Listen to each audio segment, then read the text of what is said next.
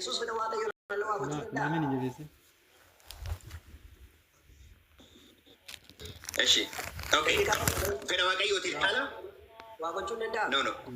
Fedha waaqayyootiin ala? Okay. Waa gochuu danda'a. Mubarak dhufe. Mubarak muti barat dhufi. Garagaatiin geejjiba. Gaafi daqiiqaa isaa dhaabii fe. Thank you. On godhaa itti fufaa. Itti fufi gaafiin kee. Yesus Kiristoos fedha waaqayyoon alatti fedha isaatiin qofa waa gochuu danda'a. Okay. Gaafiin kee gaafii baay'ee qajeelaa. Feeti isaa fedha waaqayyooti. Garuu feeti isaa fedha waaqayyooti. Yesus Kiristoos fedha isaatiin waa gochuu danda'a qofaa isaatiin danda'amuu hin danda'u. Hin danda'u qofa barbaadan. As gaafadha. Abbatti gargar ba'ee womaan godhu wanti inni godhu waan abbaan godhu. Abbatti gargar ba'ee womaan godhu. Kana jedhama. Thank you. Yesus qofa fedhi waa gochuu danda'u ayyee. Kolaasaas boqonnaa tokko lakkoofsa 15 irratti Kiristoos bifa waaqayyoo inni ijaan argamne ittiin namatti mul'atudha. Uumama hundumaa dura dhalatee jedhe. Uumama hundumaa dura dhalate jechuun maali? Dhalatu jechuun maali? Uumama hundumaa dura dhalate jechuudha. Maal jechuudha dhalate jechuun? Dhalate jechuudha. Dura hin jiru ture. Uumama hundumaa dura udu uumamni wanti jedhamu waaqayyo jalqaba bantii waaqaaf lafa uumee jedhama caaluu qulqulluudha. Jalqaba waaqayyo na dhaggeeffatu baay'ee kana gaafa si deebisu naa eeyyamika. Waaqayyo jalqabatti bantii waaqaaf lafa uumee jedha. Kanaaf uumama hundumaa dura jechuun uduu bantii waaqaaf lafaa hin uumaminiin dura dhalate. Dhalate gaafa jedhu garuu abbaa irraa dhalate jechuudha. Kanaaf eenyummaa akka abbaa qaba jechuudha. Okay, jalqaba turre garuu abbaa irraa dhalate jechuun waan dhalate jechuun kan hin jirre argame miti. Gaafi kee jalqaba wanti jedhu macaafa qulqulluu irratti jalqaba wanti jedhu kan inni jalqabame uumaa boqonnaa tokko lakkoofsa kudha irratti guyyaanii fi halkan lakkoofsi yeroo uumamedha. Kanaaf Kiristoos jalqaba wanti jedhu dhalate kan jedhu waan hin jirre tokko argamuudha miti siin jedhe. Dhalate wanni namni tokko waan hin jirre tokko dhalate miti. Dubbii wayii dhalate dirqama akkasii tokko dhalate miti. Dirqama akkas miti. Sababni isaa yeroodhaan hin madaalamu. Yeroodhaan hin madaalamu. Ragaadhaan laakin difineeshinii maal jechuudha dhalate jechuun? Dhaba dagaa kee. Ragaadhaan laakin difineeshinii dhalate jechuun maali? Eeshi, walloon. Macaafa qulqulluu keessatti hin dhalate gaafa jedhu dhaggeeffadhu yaadannaa qabadhu. Yoom dhalateedha gaafiin guddaan? Uumama hundumaa duradha. Uumama hundumaa dura jechuun yoom dhalate? Qulqulloota qabu. Yoom dhalate siin hin jenne? Hin dhalate jechuun hiikni hin dhalate jechuun maalinni waan hin jirre tokkotu argame jechuudha miti? Moo duruu kan Isoo sitti maala? Ittee?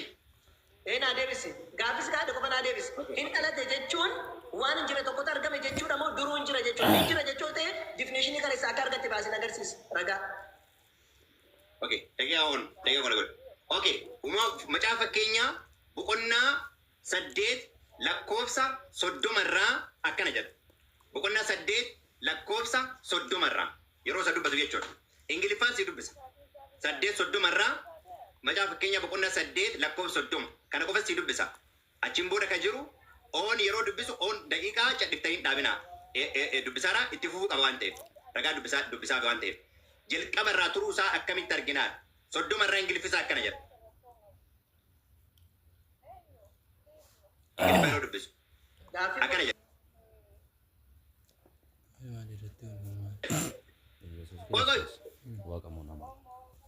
Jalqaba isaa turuu siin gaafanne.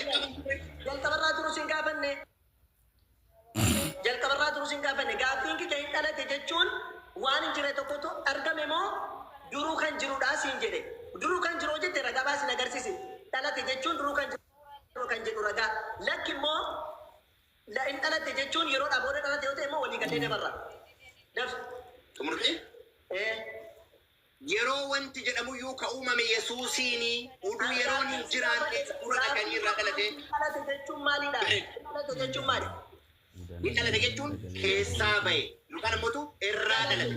Naa kenni dikshinii. Okay, hold on gaafii kan kennu. Irraa argatte ragaa naa kenni. Okay, gaafii kan kennu dhaggeeffadhu.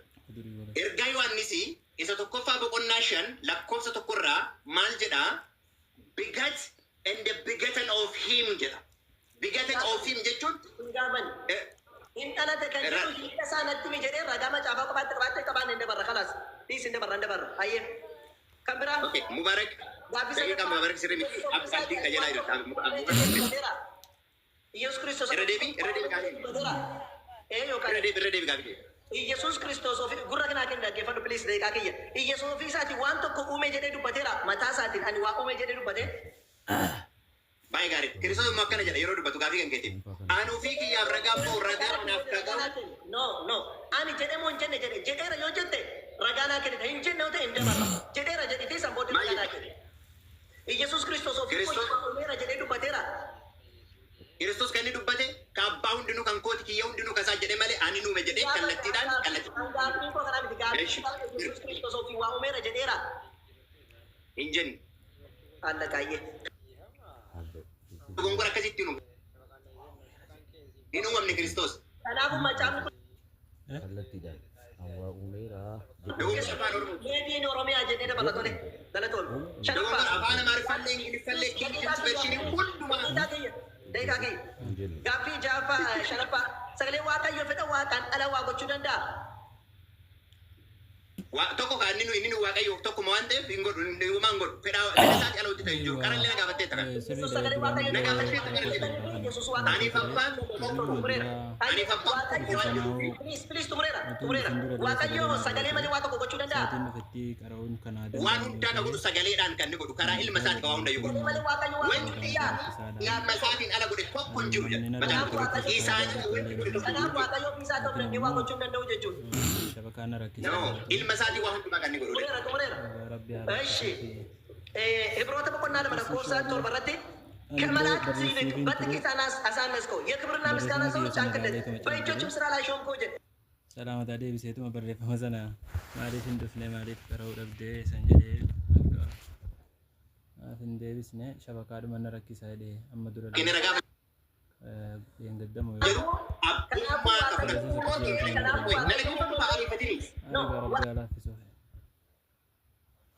ani gaaffii koo Inni ariifatini nalaggifatu qaba. no naagaleen deebii koo waaqayyo uumee kee yesus kiristoosiif aangoo irratti kenne miti kan uume garuu waaqayyo Waan uume hundumaa abbaan karoorsaa yoo ta'u karaa ilma isaa karaa Yesuus Kiristoosidha wanti hundinuu fiixaan qabee jechuudha. Kiristoosin ala wanti tokko hojii harka kee irratti jechaa jira Adamlee karaa isaa hojii harka kee irratti jechaa jira hojii harka kee irratti isaa shuumte jechaa jira hojii harka kee kan jedhu hojii harka waaqa abbaa irratti miti abbaan ofii isaa uumee yesus kiristoos irratti mo'achiise miti waaqummaan uumee nama ka ta'e Yesuus Kiristoos inni ergamoota gadi ta'e sun nama irratti aboo hundumaa si galagalee jechuudha. Sababni isaa Efesoon boqonnaa tokko lakkoofsa 10 irratti hafuurri waaqayyoo dhageeffadhu foontoon.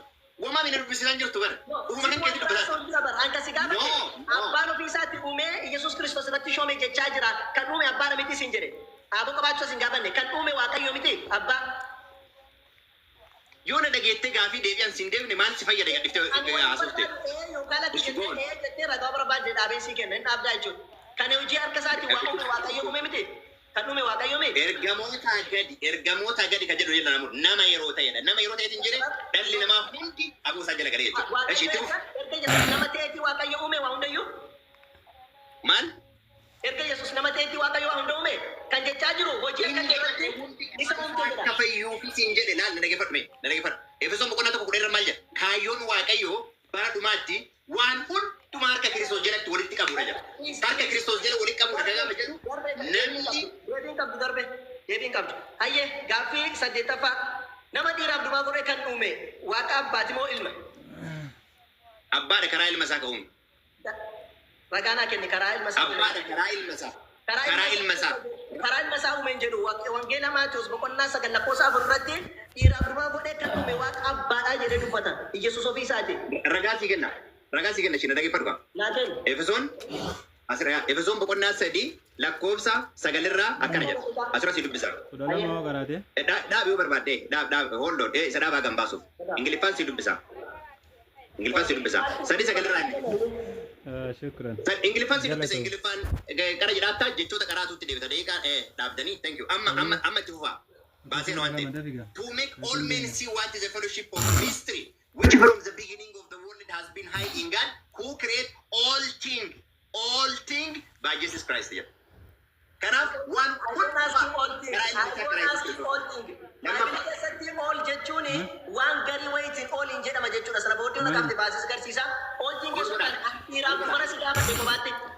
Yesuus Kiristoos Maatiyos Wangeela 9:4 irratti maal jedha? Inni akka dhiiraaf dubara godhee isaan uume hin beektan irree jedhe. Kan uume Yesuus moo Waaqayyo dheesse gaafadhen?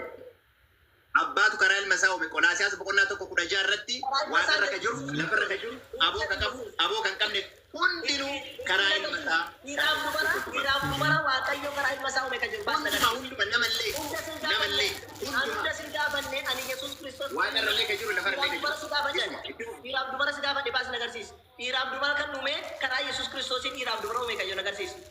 Waaqarra ka jiru lafarrallee ka jiru yoo jedhu waaqarra ka jiru lafarra ka jiru namni waaqarra ka jiru. Waaqarras kan jiru bishaanis lafarra jira, muknis lafarra jira, ergamoonni samii keessa akkas gaadhe dhiiraaf dubara kan uume karaa Yesuus kan jiru baas nagarsiisa. Deeqaa qabaadhaaba. Dhiiraaf dubarallee akkasuma uume. Nagarsiise. Sababni isaa nama akka bifa keenyaatti akka fakkeenya keenyaatti gaafa jedhu bifti fakkeenyi waan Qolaasiyaas tokko irratti tole bakka walii galee ishii gala tole. Karaa ilma isaa uume Yesuus Kiristoos hin sobe abbaan dhiiraaf dubara godhee innaa isa uume hin beektaniire jedhe Yesuus gaafa dubbate hin sobe. Hin sobne. Karaa mul'ataa hin jiru. Kana jechuudha.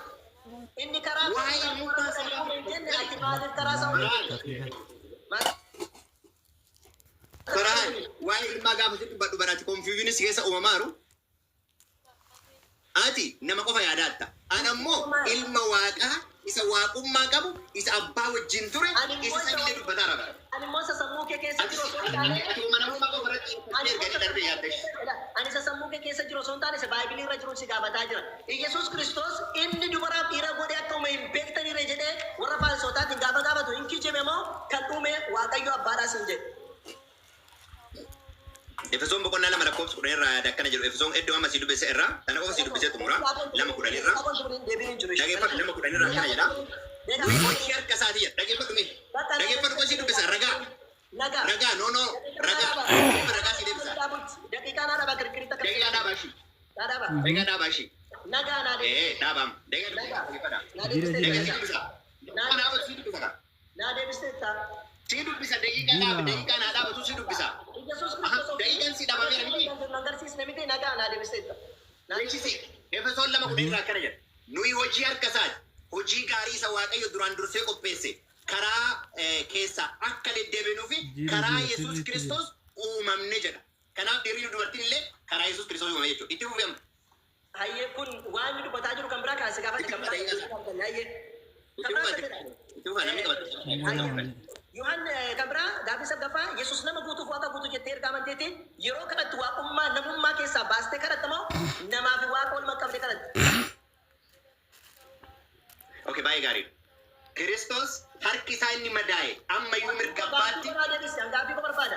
Waa'ee harka Yesuus hin gaafanne ani kan si gaafadhu namaa fi Waaqayyo waliin kadhattamoo waaqummaa isaa keessaa baastee namummaa isaa kadhatta yookiin immoo waaqummaa isaa qofaatti kadhatta jedhee yookaan waaqummaa isaa waliin kadhatta yookaan immoo waaqummaa qofatti baasee kadhatta. Kana qofa barbaada malee gana harka isaa miila isaa kanaa hin barbaanne. Taa'imni qofti itti fufu. Kan kadhannu abbaadha. Abbaa kadhanna karaa ilma isaa karaa Yesuus Kiristoos kadhanna macaafa. Kan kadhannu abbaadha. Gaaffii kurnaffaan. Wait. Yesuus gaafa du'e inni lubbuu isaa keessaa baase. Okay. Macaafni qulqulluun akkana jedha. Ragaa dhaabaa fi kana paawus godhaa fi eeruu baasaa. Eeruu baasaa. Wangeela Yohaannis boqonnaa 10 lakkoofsa 16, 17, 18 irraa akkana jedha. 17, 18 irraa. Lubbuu koo deebisee fudhachuudhaaf dabarsee kennuudhaafis dabarsee kennuuf abbaan koo irra deebi'a 17 irraa lubbuu koo deebisee fudhachuudhaaf dabarsee wannan kennuu fi abbaan koo na jaallata. Omtuu lubbuu koo na duraan fudhatu anumata ofii kootii kenna malee.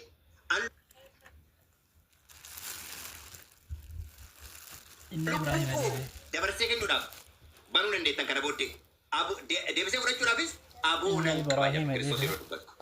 Okay, akkas taana Yesuus Kiristoos ofiisaa ajjeese. Laamii sanfataa. Baay'ee gaariidha. Macaafa qulqulluuratti gaafa jedhu xoofoo abbaan kiyya naa kenne dhuguudhaaf dhufuudhaan nan barbaachisuudha jedha. Fedha isaa guutuudhaan of kenne jechuudha. Fedha isaa guutuudhaan. Kenne fudhachuudhaan malee jedhe dabarsee yeroo kennu eenyu keessaa fuudhee eenyutu fuudhee lubbuusaa. Dabarsee kennuudhaaf aboo qaba deebisee fudhachuudhaaf aboo qaba jedhe dhageettee taami? Duraan. Akkasiin jedhe deebisee fudhachuu aboo qaba eenyu keessaa fuudhee gaafa inni dabarsee kennu siin jedhe. Inni kan dubbataa bakka sanarratti waa'ee fannoo dubbataa jira achirratti waa'ee fannoo irratti ofiin kennaa jira dabarsee jaara malee lubbuu koo kan na keessaa baasu namadha yookiin of keessaa baasee kenna jechaa jiru Yesuus. Of keessaa baasee kenna jechee amantaati. Oke baase kennite. Maaltu keessaa ba'a? Lubbuun kee abbaan gaafa du'e. Obboleessi kee dabarsee kennuudhaaf deebi'ee fudhachuudhaaf aboo qaba jedhaan jiru Kiristoos. Dabarsa ani kan kenne gaafa kennu kee hafuure isin jedhu kuusa. Ishi gaaffii biraa. Achitti. Ayyee. Gaaffii kudha tokkoffaa Waaqayyo kan beeku ilmi kan hin beekne jira. Achitti haa. Waaqayyo kan beeku ilmi kan hin beekne jira. Achitti. Nama ta'ee eeyyee. Nama ta'ee eeyyee. Namatti maali? Eeyyee. Ergamoota akkanii ta'e jedha. Ergamoota akkanii ta'e jedha waan ta'eef eeyyee. Yesuus Kiristoos nama ta'e gaafate waaqummaan keessa hin jiru. Na dhaggeeffadhu. Waaqummaan isa keessa garaa Maariyaam irraa jalqabee. Kanaafuu waaqummaa isaa keessattuma jiruuti nama ta'e iyyuu beeku. Akkamitti deebisii deebisa qoy?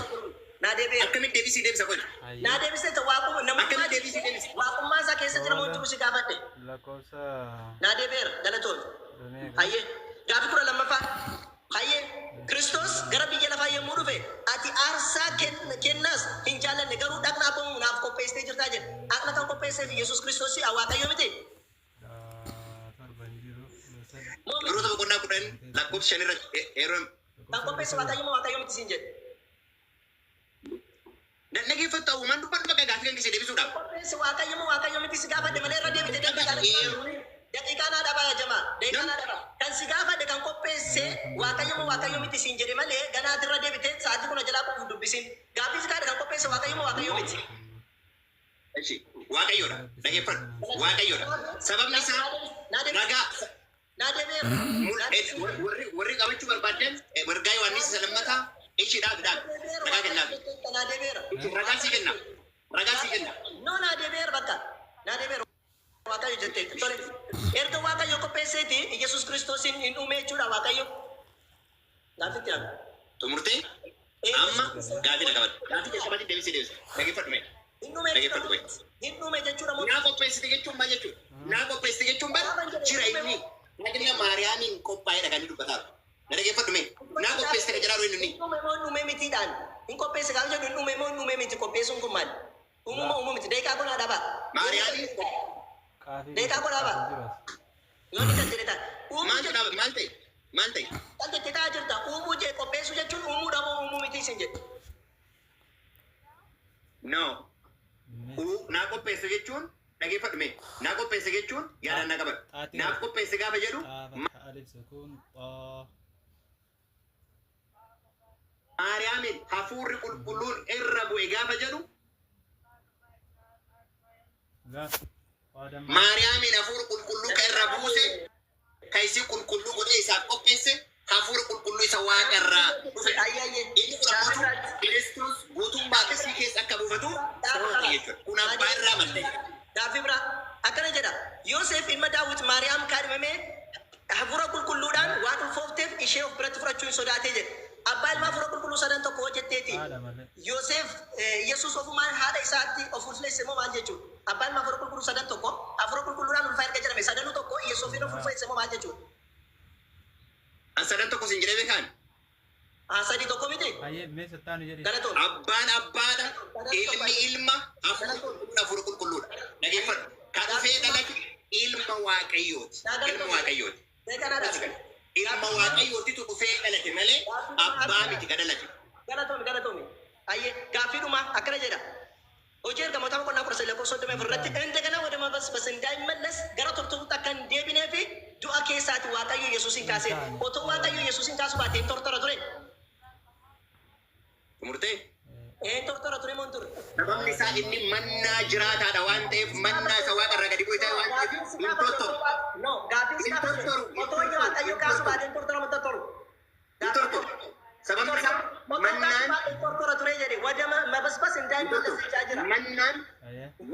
Mannaan ba'uu boqonnaa 16 irratti mannaan buddeenni waaqa irraa gadi dhufe guyyaa sanbataatti hin tortoru.